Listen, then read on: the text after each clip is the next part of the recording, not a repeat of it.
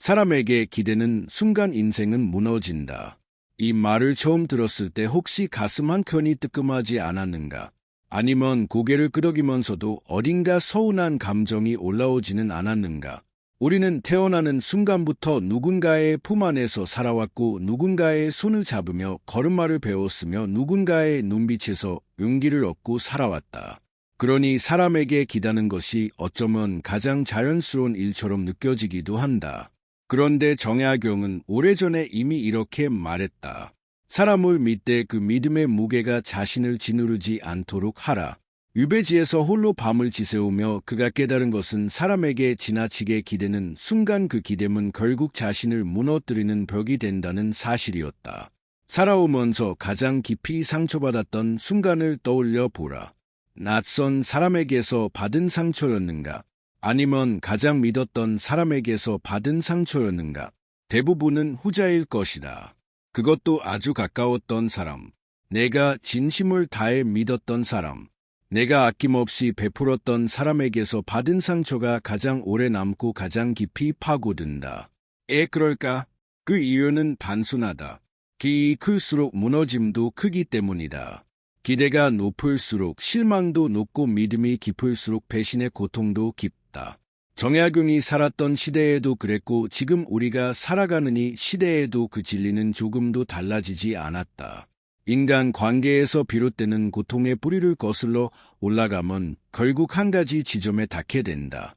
바로 타인에 대한 지나친 신뢰다. 신뢰 자체가 잘못된 것이 아니다.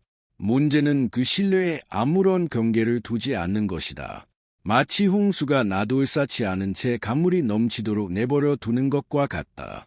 처음에는 물이 조금씩 넘치다가 어느 순간 모든 것을 쓸어가 버린다.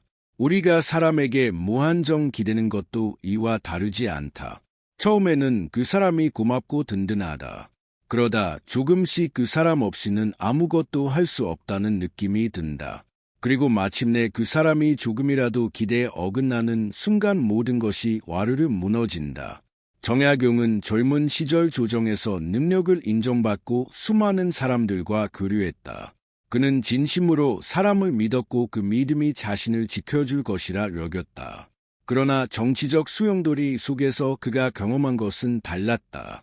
어제까지 함께 웃으며 술을 나누던 사람이 오늘은 등을 돌리고 자신을 지지해주던 이들이 하나 둘 사라진 것을 그는 두 눈으로 목격했다. 18년이라는 긴 유배 생활 동안 그는 고독과 배신 그리고 인간의 본질에 대해 처절하게 사유했다. 그리고 그 사유의 끝에서 그는 깨달았다. 사람에게 기대는 것이 아니라 자기 자신에게 기대는 것이 진정한 삶의 토대라는 것을. 그렇다면 우리는 이토록 사람에게 기대려 하는 걸까? 그 이유는 인간이 본질적으로 연결을 갈망하는 존재이기 때문이다. 공자는 벗이 먼 곳에서 찾아오니 또한 즐겁지 아니한가라고 했다. 사람과 사람 사이의 연결은 분명 삶을 풍요롭게 한다. 그러나 그 연결이 의존으로 바뀌는 순간 풍요는 빈곤이 된다. 연결은 두 사람이 각자 자신의 땅 위에 서서 손을 맞잡는 것이다. 하지만 의존은 한 사람이 다른 사람의 땅 위에 올라서서 그 사람이 쓰러지면 함께 쓰러지는 것이다. 우리는 연결을 원하면서도 어느 순간 의존으로 미끄러지고 그 미끄러짐을 깨닫지 못한 채 상대에게 점점 더 많은 것을 요구하게 된다. 사람은 호의와 친절을 당연한 권리처럼 받아들이는 경향이 있다. 처음에 누군가가 나에게 친절을 베풀면 우리는 감동하고 감사한다. 그런데 그 친절이 반복되면 어느 순간부터 당연해진다. 그리고 그 친절이 한 번이라도 끊기는 날에는 서운함을 느끼고 심지어 배신감까지 느끼게 된다. 이것은 인간의 심리가 가진 아주 뿌리 깊은 습성이다. 정약용은 이를 두고 이렇게 경고했다. 은혜를 베풀 때는 처음부터 끝까지 한결같이 하기 어렵고 받는 자는 처음에 은혜는 있고 나중에 부족함만 기억한다. 얼마나 정확한 통찰인가. 우리가 누군가에게 100번을 잘해주다가 한 번을 못해주면 상대는 그 100번이 아니라 그 한 번을 기억하는 경우가 많다. 이 현상은 특히 돈과 호의가 얽히는 관계에서 더욱 선명하게 드러난다. 돈은 관계의 무게를 바꾼다. 아무리 가까운 사이라도 돈이 개입되는 순간 그 관계는 이전과 같을 수 없다. 돈을 빌려준 사람은 돌려받을 때까지 마음이 편하지 않고 돈을 빌린 사람은 갚아야 한다는 부담감에 오히려 그 사람을 멀리하게 된다. 재물이 오가는 곳에 정이 오가지 않는다. 이 말은 재물과 정이 공존할 수 없다는 뜻이 아니라 재물이 오가는 순간 정의 순도가 흐려진다는 경고다. 에서 현명한 사람들은 가까운 사이일수록 돈 문제를 더 분명하게 정리한다.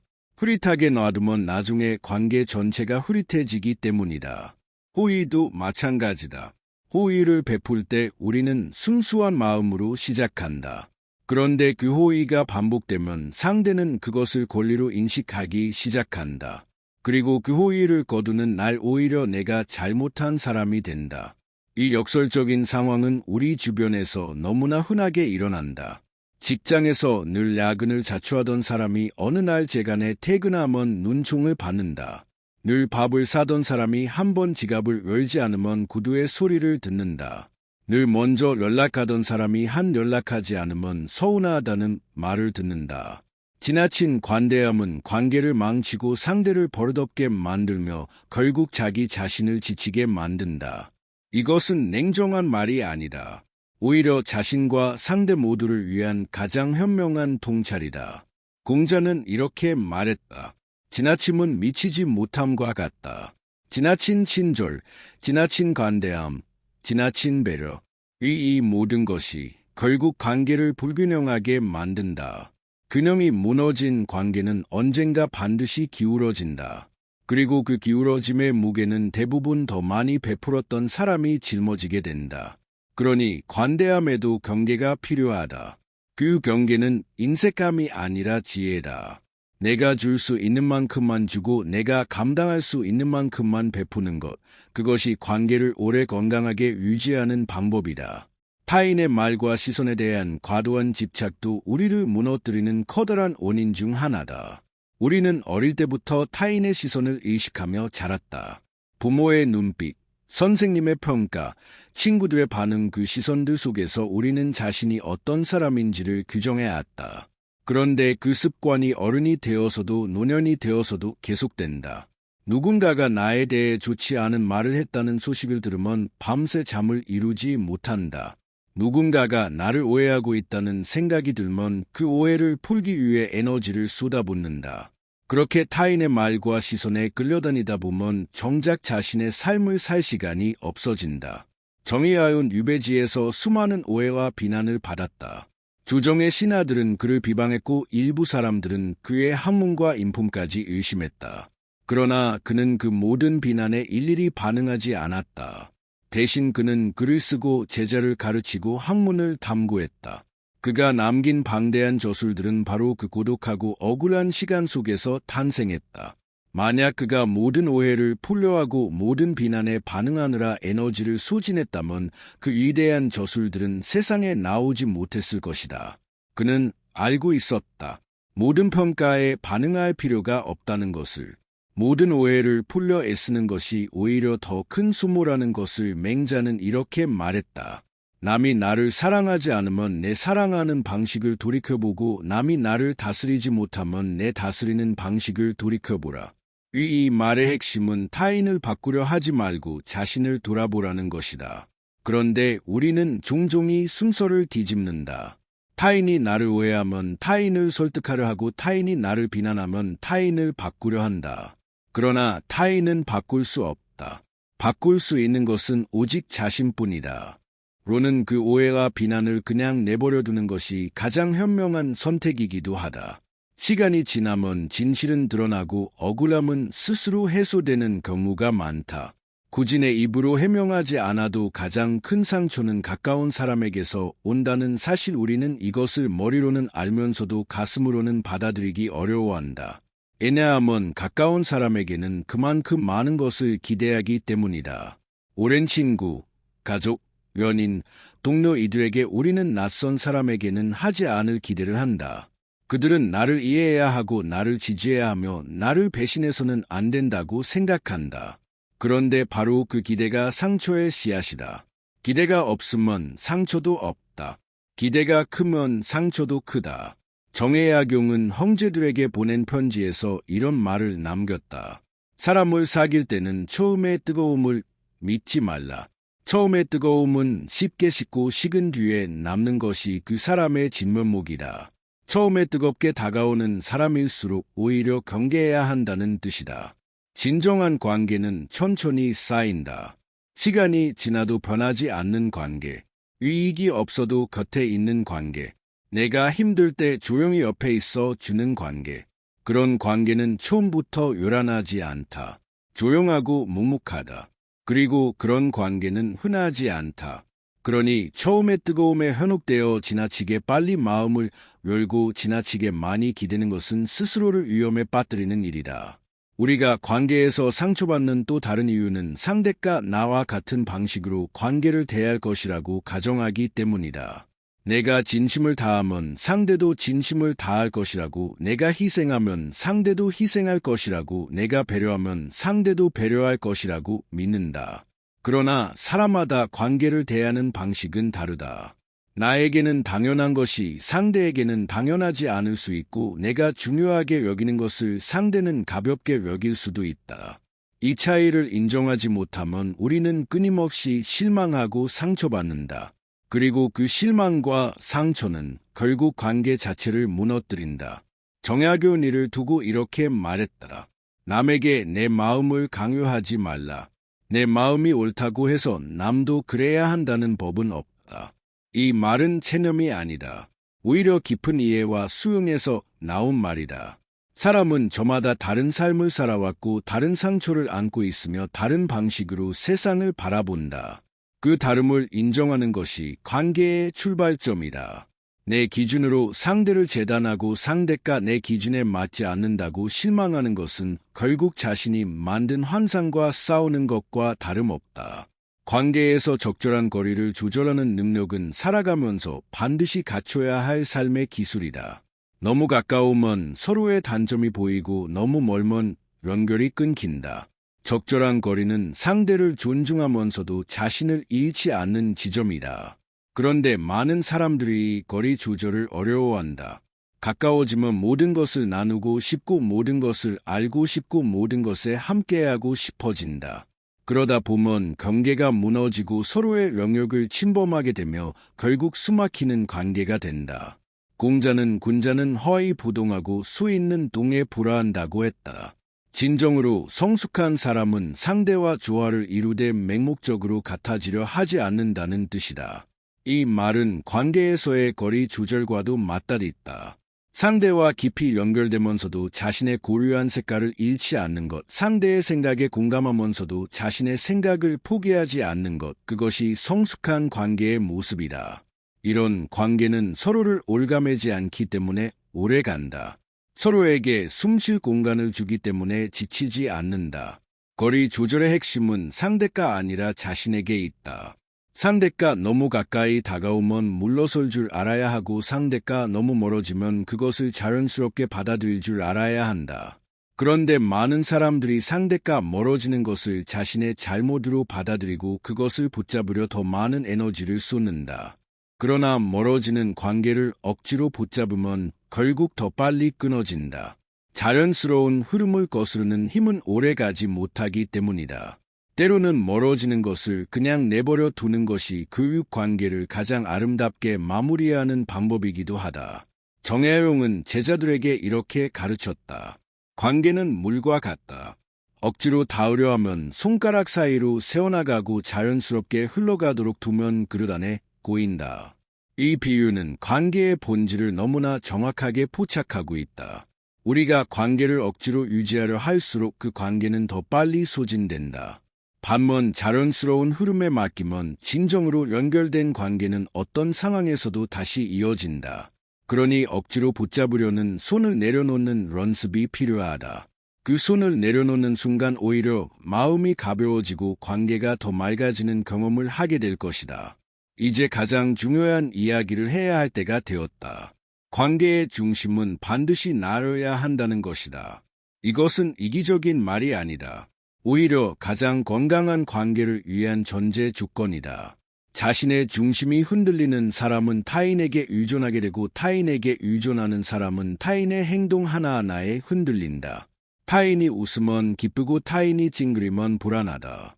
타인의 한마디에 하루가 좌우되고 타인의 시선에 내 가치가 결정된다. 이런 삶은 결코 자신의 삶이 아니다. 타인의 반응에 의해 작동되는 삶이다. 정아은 예를 두고 자신의 뿌리를 깊이 내리지 않은 나무는 바람에 쉽게 쓰러진다고 했다. 뿌리가 깊은 나무는 태풍이 와도 흔들리지 않는다. 가지가 흔들리더라도 뿌리는 땅을 단단히 붙잡고 있다. 우리의 내면도 마찬가지다. 내면의 뿌리가 깊은 사람은 타인의 말과 행동에 쉽게 흔들리지 않는다. 타인이 나를 비난해도 자신의 가치를 잃지 않고 타인이 나를 떠나도 스스로 설 수 있다. 그 단단한 내면이야말로 관계의 가장 든든한 토대다. 그렇다면 어떻게 그 뿌리를 깊게 내릴 수 있을까? 정아은 그 답을 수기치인에서 찾았다. 자신을 먼저 닦고 그 다음에 타인을 대하라는 것이다. 자신을 닦는다는 것은 자신의 생각과 감정을 정직하게 들여다보고 자신의 강점과 약점을 있는 그대로 인정하며 자신의 삶에 대한 주도권을 스스로 쥐는 것이다. 이것이 되어야만 타인과의 관계에서도 중심을 잃지 않을 수 있다. 자신을 닦지 않은 채 타인과의 관계에만 집중하면 결국 타인에게 끌려다니는 삶이 된다. 홀로 설 수 있는 내면을 갖추는 것은 어느 날 갑자기 이루어지지 않는다. 그것은 매일의 작은 선택들이 쌓여서 만들어지는 것이다.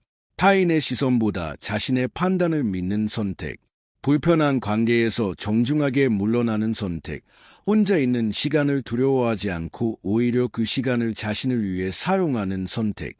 이런 선택들이 하루하루 쌓이면 어느 순간 자신이 얼마나 단단해졌는지를 느끼게 된다.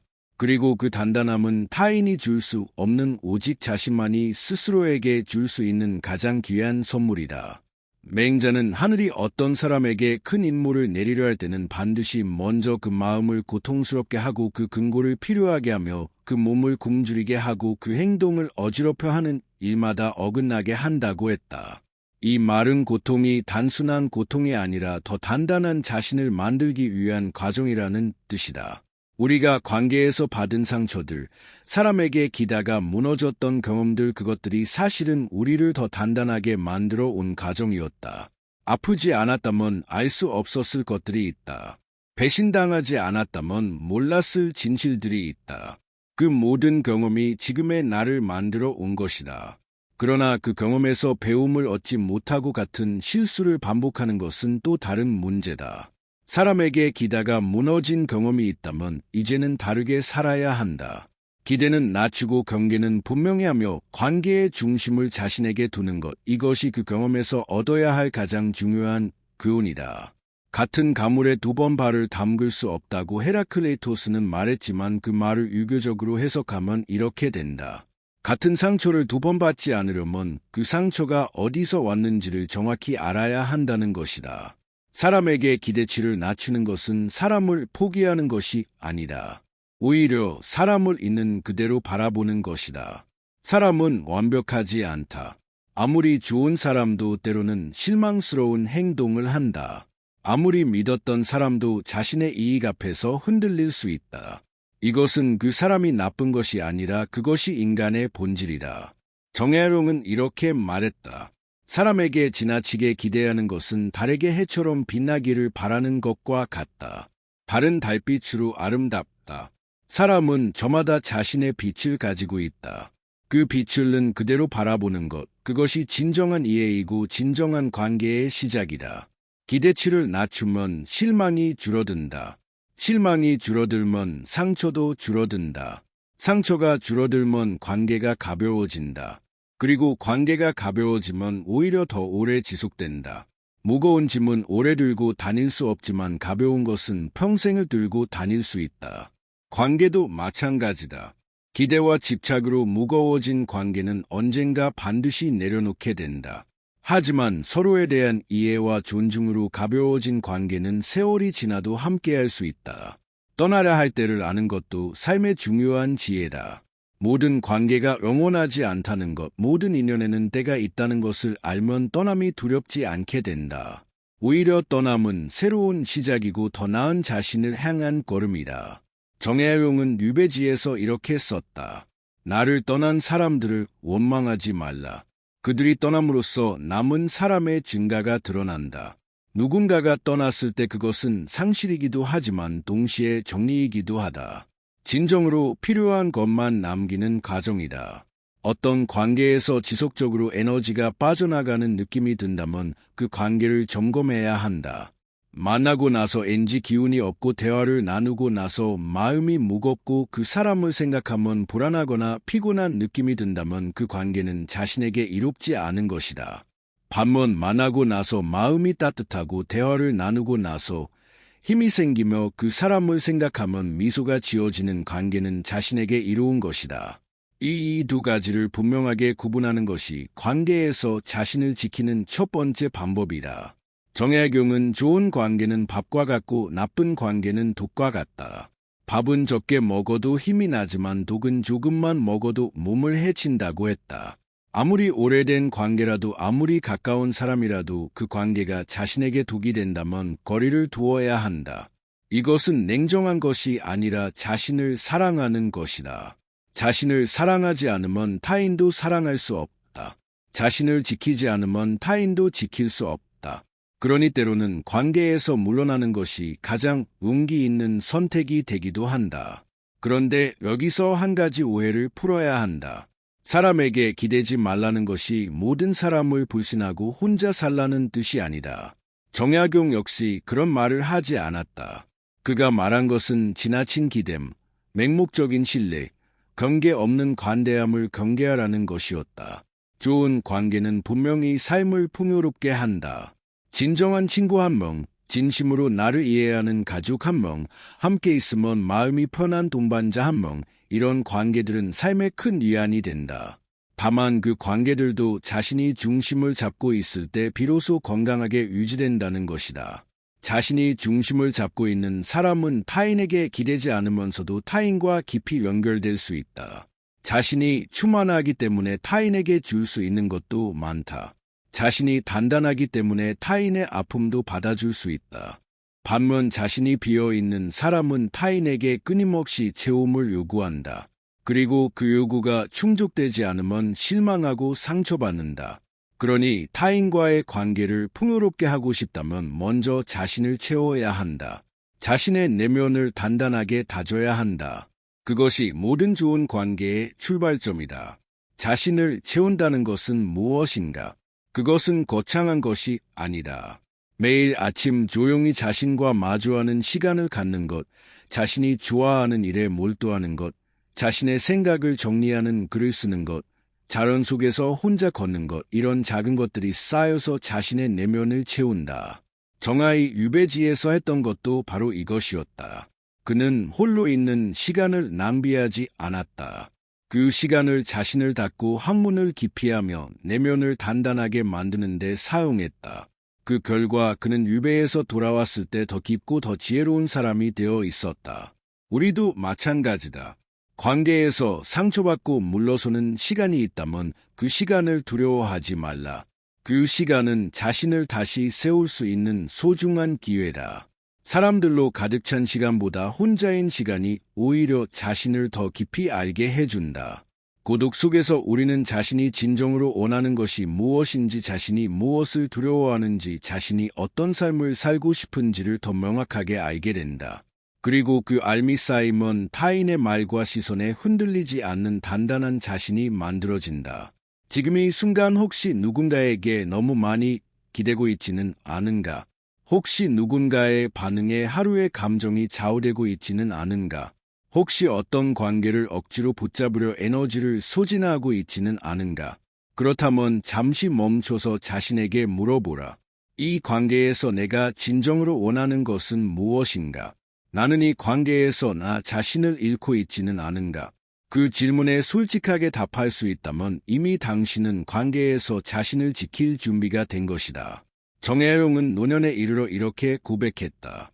내가 젊었을 때 가장 후회한 것은 사람을 너무 믿은 것이 아니라 나 자신을 너무 믿지 않은 것이었다. 이 말은 깊이 새겨들어야 한다. 우리가 타인에게 지나치게 기대는 이유 중 하나는 자신을 충분히 믿지 못하기 때문이다. 자신이 혼자서는 부족하다고 느끼기 때문에 타인에게서 체험을 구한다. 그러나 자신을 믿는 사람은 타인에게 기대지 않아도 된다. 자신 안에 이미 충분한 것들이 있다는 것을 알기 때문이다. 자신을 믿는다는 것은 자신이 완벽하다고 믿는 것이 아니다. 자신의 부족함을 알면서도 그 부족함을 인정하면서도 그럼에도 불구하고 자신이 충분히 가치 있는 존재라는 것을 믿는 것이다. 그 믿음이 있으면 타인의 평가에 흔들리지 않는다. 타인이 나를 낮게 평가해도 내 가치가 낮아지지 않는다는 것을 알기 때문이다. 타인이 나를 떠나도 내가 무너지지 않는다는 것을 알기 때문이다. 그 알미 바로 홀로 설 수 있는 내면의 힘이다. 공자는 나이 마에 미혹되지 않았고 나이 신의 하늘의 뜻을 알았으며 나이 예순에 기가 순해졌다고 했다. 나이가 들수록 외부의 소음에 흔들리지 않고 자신의 내면의 소리에 더 귀 기울이게 된다는 뜻이다. 이것은 나이가 들어서야만 가능한 것이 아니다. 지금 이 순간부터 자신의 내면의 소리에 귀 기울이는 연습을 시작할 수 있다. 타인의 말보다 자신의 마음에 먼저 귀 기울이는 것, 타인의 기대보다 자신의 가치관에 따라 행동하는 것, 타인의 시선보다 자신의 판단을 믿는 것, 이런 작은 연습들이 쌓여서 결국 자신의 중심이 만들어진다. 떠올려 보라. 지금까지 살아오면서 사람에게 기다가 무너졌던 순간들을 그 순간들이 아팠을 것이다. 그 아픔이 아직도 가슴 어딘가에 남아 있을지도 모른다. 그런데 그 아픔을 다시 들여다보면 그 속에 소중한 무언가가 있다. 그것은 바로 자신이 진정으로 원했던 것, 자신이 진정으로 필요했던 것에 대한 단서다. 타인에게서 그것을 구했기 때문에 상처받았지만 사실 그것은 자신 안에서 찾아야 했던 것이었다. 인정, 위로, 안정감, 사랑, 이것들은 타인이 줄 수도 있지만 가장 근본적으로는 자신이 스스로에게 주어야 하는 것들이다. 자신에게 인정을 주는 것, 자신에게 위로를 건네는 것, 자신에게 안정감을 주는 것, 자신을 사랑하는 것, 이것들이 이루어질 때 타인에 대한 기대도 자연스럽게 줄어든다. 타인에게서 체험을 구하지 않아도 되기 때문이다. 그리고 그때 비로소 타인과의 관계도 더 건강해진다. 체험을 구하는 관계가 아니라 풍요를 나누는 관계가 되기 때문이다. 이것이 정혜룡이 말한 진정한 관계의 모습이다. 인생에서 가장 오래 함께해야 할 사람은 타인이 아니라 자기 자신이다. 어떤 관계도 끝날 수 있지만 자신과의 관계는 죽는 순간까지 이어진다. 그러니 그 관계를 가장 먼저 가장 소중하게 가꾸어야 한다. 자신과의 관계가 건강한 사람은 타인과의 관계도 건강하게 유지할 수 있다. 자신을 존중하는 사람은 타인도 존중할 수 있다. 자신을 사랑하는 사람은 타인도 진정으로 사랑할 수 있다. 정혜용이 유배지에서 수많은 저수를 남길 수 있었던 것은 그가 홀로서는 법을 알았기 때문이다. 모든 것을 잃었을 때도 자신을 잃지 않았기 때문이다. 그리고 그 단단한 자신이 있었기 때문에 그는 결국 돌아와 더 큰 빛을 남길 수 있었다. 우리도 마찬가지다. 관계에서 상처받고 무너지는 경험을 했다면 그것은 더 단단한 자신을 만들기 위한 과정이었다. 그 과정을 통해 우리는 지금 여기에 서 있다. 그리고 이제부터는 다르게 살 수 있다. 사람에게 기대는 순간 인생은 무너진다. 그러나 자신에게 기대는 순간 인생은 다시 세워진다. 타인의 호의에 기대지 말고 타인의 말에 흔들리지 말며 타인의 시선에 자신을 맞추지 말라.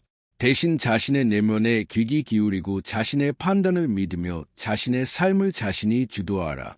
그것이 정혜룡이 18년의 유배 생활 끝에 깨달은 가장 깊은 지혜였다. 그리고 그것이 지금 이 시대를 살아가는 우리에게도 여전히 유효한 진리다. 관계에서 상처받은 당신에게, 사람에게 기다가 무너진 경험이 있는 당신에게, 타인의 시선에 지쳐있는 당신에게 이 말을 전하고 싶다. 당신은 이미 충분하다. 타인의 인정이 없어도, 타인의 지지가 없어도 당신은 이미 충분히 가치 있는 사람이다. 그 사실을 알게 되는 순간 더 이상 사람에게 무너지지 않는다. 더 이상 타인의 말과 시선에 흔들리지 않는다. 그리고 그때부터 진정한 삶이 시작된다. 자신이 중심이 된 삶, 자신이 주인이 된 삶, 타인에게 기대지 않아도 충만한 삶이. 정혜룡은 이렇게 말했다. 스스로 서지 못하는 자는 남에게 기댈 수밖에 없고 남에게 기대는 자는 남이 쓰러질 때 함께 쓰러진다. 이 말이 오늘 당신의 마음에 닿기를 바란다. 그리고 오늘 하루 타인에게 기대는 대신 자신에게 기대는 작은 선택을 해보기를 바란다. 그 작은 선택이 쌓여서 결국 아무도 무너뜨릴 수 없는 단단한 당신이 만들어질 것이다. 삶은 길고 관계는 변하며 사람은 떠난다. 그러나 자신은 언제나 여기 있다. 그 자신을 단단히 붙잡는 것, 그것이 인생에서 가장 중요한 일이다. 그리고 그것이 가능한 사람만이 진정으로 자유롭고 충만한 삶을 살 수 있다. 오늘도 이 이야기가 당신의 삶의 작은 위로와 큰 용기가 되기를 진심으로 바란다. 이 영상이 도움이 되셨다면 좋아요와 구독 버튼을 눌러주시기 바란다. 당신의 작은 응원이 이 채널이 더 많은 이들에게 위로와 지혜를 전할 수 있는 힘이 된다. 그리고 주변에 지금 관계 때문에 힘들어하는 분이 계신다면 이 영상을 함께 나눠주시기 바란다. 우리 모두는 혼자가 아니며 함께 더 단단해질 수 있다. 다음 영상에서도 삶을 더 깊이 살아갈 수 있는 이야기로 다시 찾아오겠다.